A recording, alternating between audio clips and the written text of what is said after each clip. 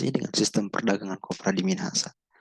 Setelah melihat hutang tersebut, akhirnya beberapa orang terkemuka berinisiatif nih untuk mendirikan bank perkreditan rakyat yang pada saat itu bernama Volksbank Indonesia.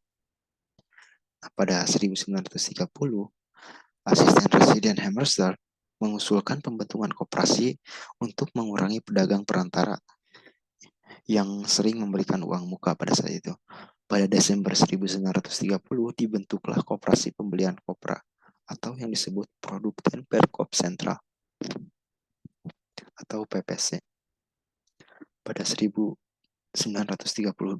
FVC mengalami kerugian sampai 46.700, di mana yang awalnya tadi untuk pendirian PPC ini modalnya tuh 80.000 gulden gitu. Itu tuh diambil dari anggota PVC ini sendiri. Namun pada saat awal pendiriannya itu mengalami kerugian gitu.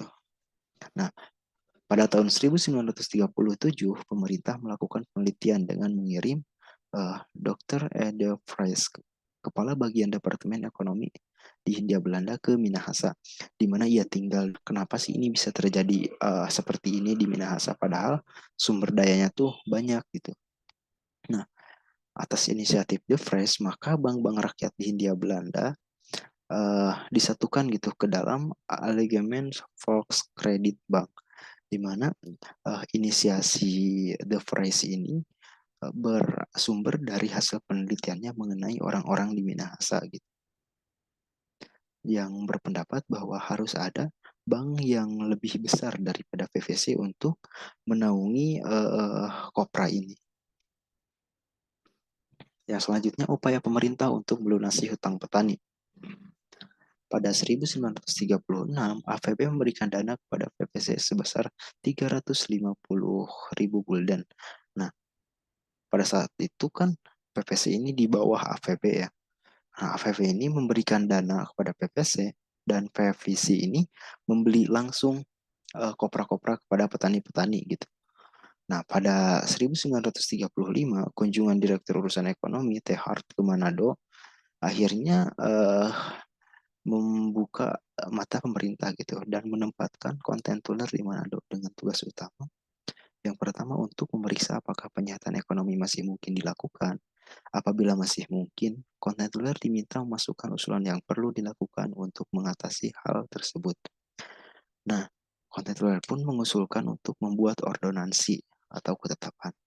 Barulah pada 1938 diadakan rapat di Batavia.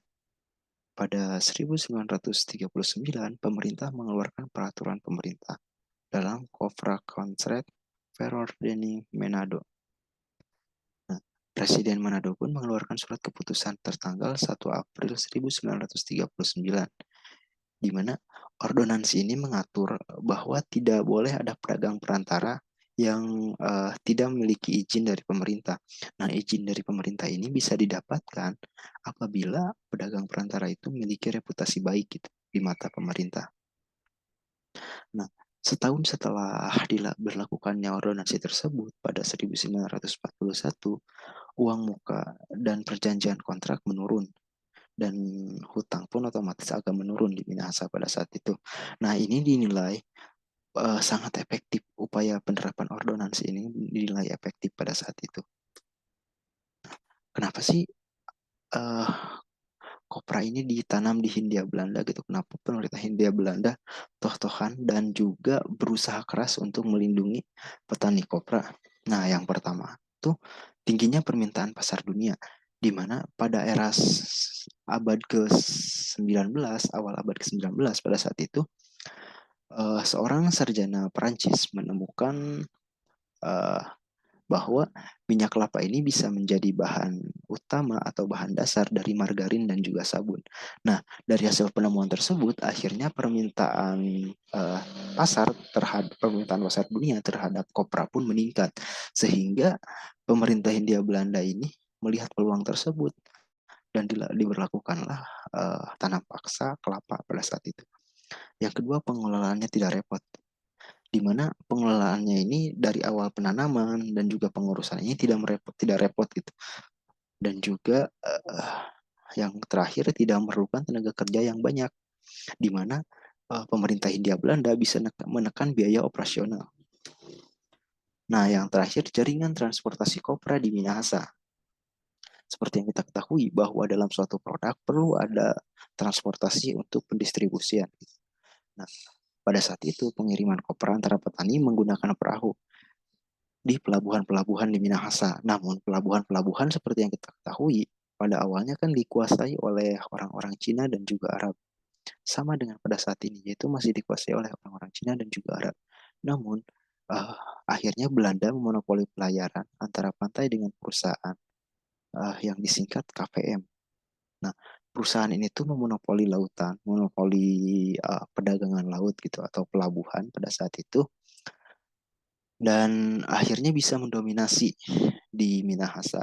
Namun baik pedagang Cina, Arab pada saat itu tidak langsung hilang, mereka tetap bersaing gitu dengan para pedagang-pedagang dengan para kapal-kapal Belanda.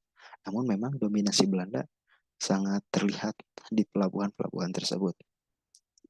Namun KPM dari Hindia Belanda ini tidak bisa berbuat banyak di Minahasa, di mana tidak bisa berbuat banyak di Minahasa, di mana uh, para petani kopra di Minahasa ini tidak dilingkupi oleh pemerintah. Mereka ini swasta atau perseorangan. Nah, sehingga dengan hasil panennya mereka tidak diatur pemerintah. Mereka bisa memilih untuk menggunakan kapal yang mana dan dinilai mereka lebih worth it atau lebih murah lah pada pendistribusiannya. Nah, upaya KPM atau Hindia Belanda baru berhasil menguasai Minahasa secara utuh setelah pemerintahannya mendirikan Yayasan Kopra pada saat itu. Nah, Yayasan Kopra ini yaitu yayasan yang menaungi seluruh petani kopra di Minahasa, di mana uh, selain menaungi petani kopra, mereka juga memonopoli seluruh pelabuhan-pelabuhan dan juga mendirikan maskapai-maskapai baru untuk kapal-kapal. Nah, di mana dari Yayasan Kopra ini, Kopra pun dikirim ke tempat-tempat yang strategis di kecamatan atau di intinya di tempat-tempat yang strategis yang mudah untuk diangkut oleh kapal.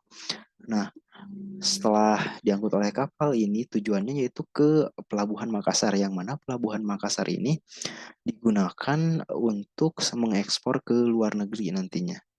Nah, seperti itu. Mungkin sekian yang dapat saya sampaikan. Mohon maaf atas kekurangannya. Wabillahi taufiq wal hidayah. Wassalamualaikum warahmatullahi wabarakatuh.